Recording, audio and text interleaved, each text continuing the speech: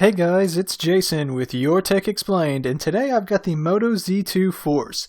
This time around, Motorola has brought us another slim, sleek flagship compatible with Moto mods, but this time not restricted to only one carrier. Let's take a look at what it has to offer, and why it's a good thing it's no longer exclusive.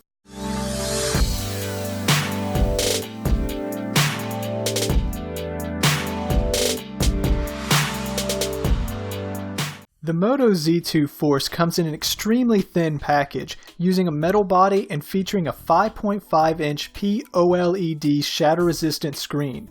The phone feels solid and comfortable in the hand, but it does take a little getting used to having such a thin phone.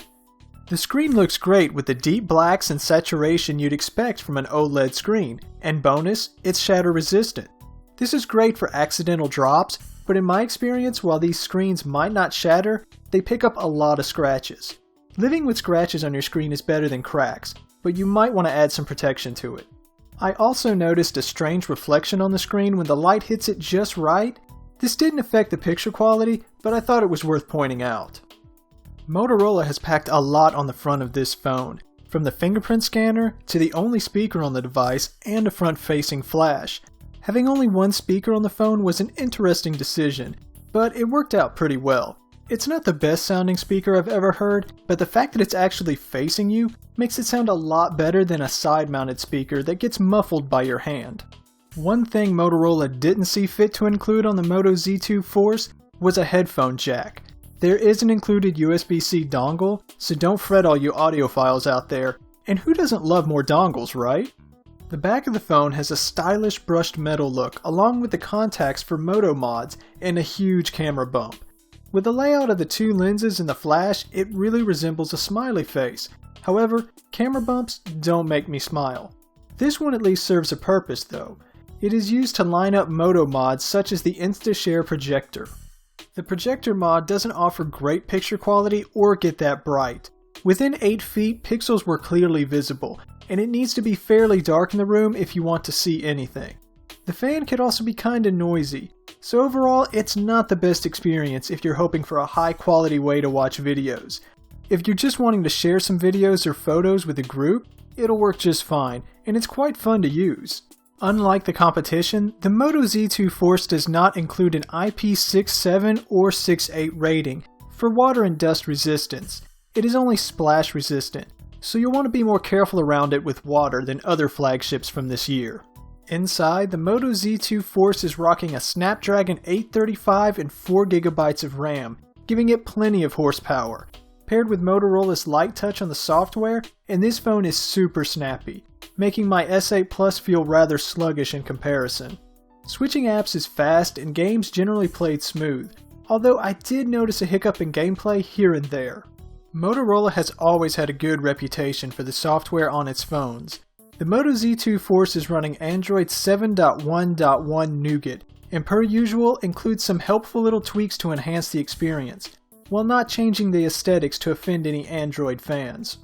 A couple of my favorites are the double chop for the flashlight and the double twist to launch the camera. These two shortcuts spoil me entirely too much, and I find it frustrating when I pick up a phone lacking them. Motorola also includes a way to navigate without the nav bar, using only the fingerprint scanner. This definitely takes some practice to get used to, and overall I prefer the nav keys. There's also a one-handed mode that shrinks the screen, making it easier to reach the items at the top with one hand.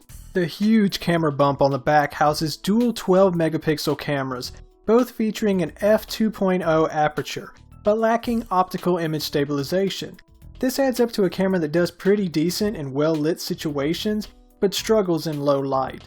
The exposures for the most part had a decent balance to them, but occasionally blew out the highlights, losing detail.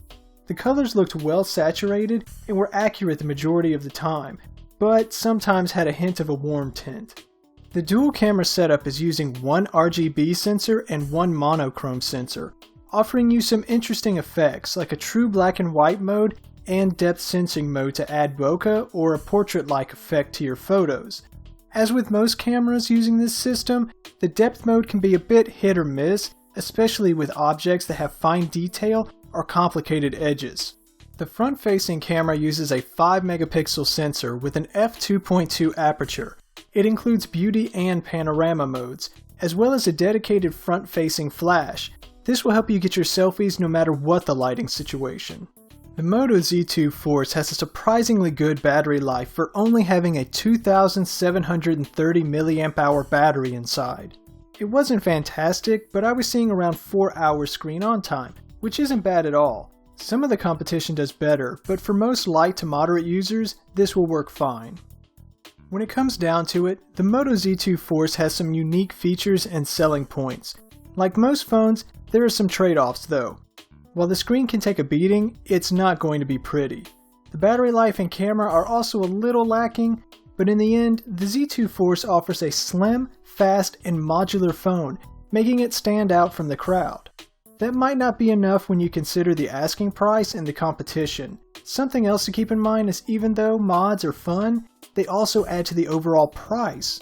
Thanks for watching guys, hit the thumbs up if you liked it, and subscribe for more.